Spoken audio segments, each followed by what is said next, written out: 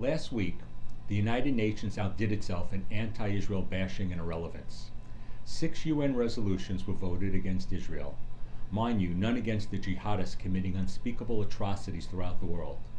One of the resolutions said, quote, "The UN determines once more that the continued occupation of the Syrian Golan and its de facto annexation constitute a stumbling block in the way of achieving a just, comprehensive, and lasting peace in the region." End quote. Shockingly, only 6 United Nations members voted against this obscene resolution. Can you imagine if Israel had listened to Secretary of State Kerry's advice in 2010 when he was chair of the Foreign Relations Committee? According to WikiLeaks, a disclosure of a diplomatic cable recorded by Josh Rogan revealed, quote, "On a February trip in 2010 to the Middle East, then Senate Foreign Relations Chair John Kerry, Democrat of Massachusetts, told Qatari leaders that the Golan Heights should be returned to Syria. The Emir told Kerry to focus on Syria as the path toward resolution of the Arab-Israeli conflict. Kerry agreed with the Emir that Syrian President Bashar al-Assad is a man who wants change." End quote. Islamic State today is in the Syrian Golan. Can you imagine Islamic State on the heights of the Israeli-controlled Golan today, looking down into Israel's Hula Valley? Just a reminder, Mr. Kerry spoke even more assuredly about his recent Iran deal. Now on to the Obama administration and Israel. Last week, it was reported that Prime Minister Netanyahu offered to transfer territory in Israeli-controlled Area C to the Palestinian Authority in exchange for recognition of Israel's legitimacy to build inside the current settlement blocks. Many moderates, both in the US and Israel, believe that a quid pro quo of allowing Jewish building in areas over the Green Line that have been part of every land swap offer are reasonable and could be a way forward if Israel offered the Palestinians some tangible concession in exchange. But the State Department immediately shot back with their spokesman Mark Toner saying, quote, "Every U.S. administration since 1967, Democrat and Republican alike, has opposed Israeli settlement activity beyond the 67 lines. And this administration has been no different and will be no different. The U.S. government has never defended or supported Israeli settlements and activity associated with them, and by extension does not pursue policies that will legitimize them." End quote. As per usual for this administration's analysis of the Middle East, they're factually wrong.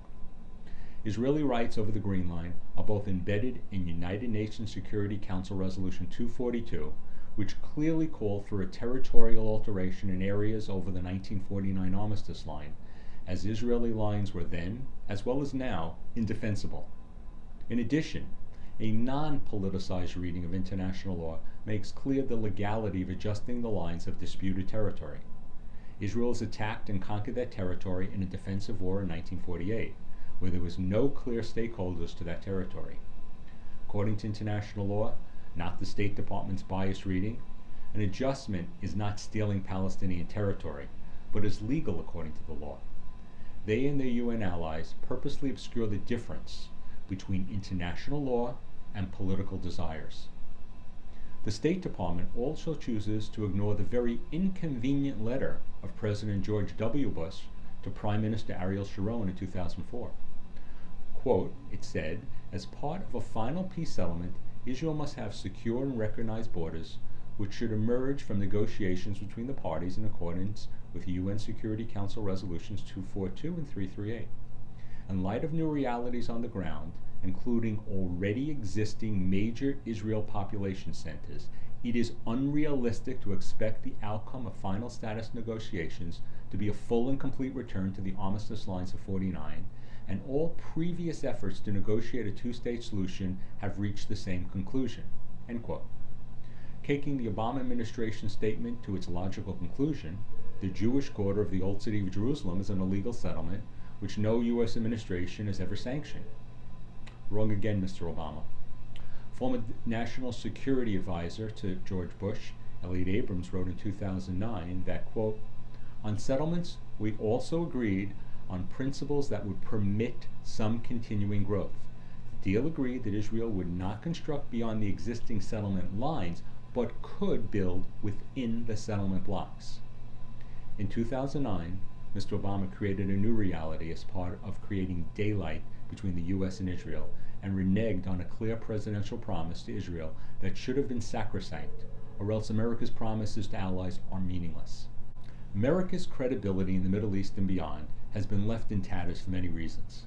The most egregious are President Obama's abandonment of the Iranian people and their 2009 Green Revolution, his crossing his own red line on Syrian chemical weapons, his abandonment of American ally Egyptian President Mubarak while fully supporting the radical Islamist Muslim Brotherhood, and most recently crossing all of his red lines on an Iran deal was supposed to include by signing a fatally flawed agreement.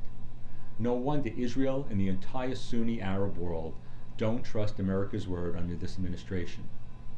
Today, all the advisors of the president who believe in a strong U.S.-Israel relationship are gone.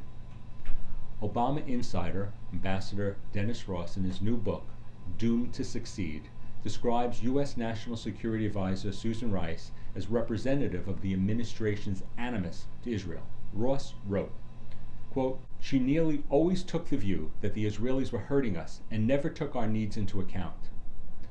She embodied the mindset that we needed to be wary of Israel. She was prone to see them acting without regard to U.S. interests and frequently undermining them."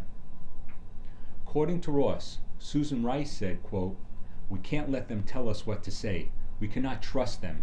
They will go to Congress and they will try to screw us." End quote.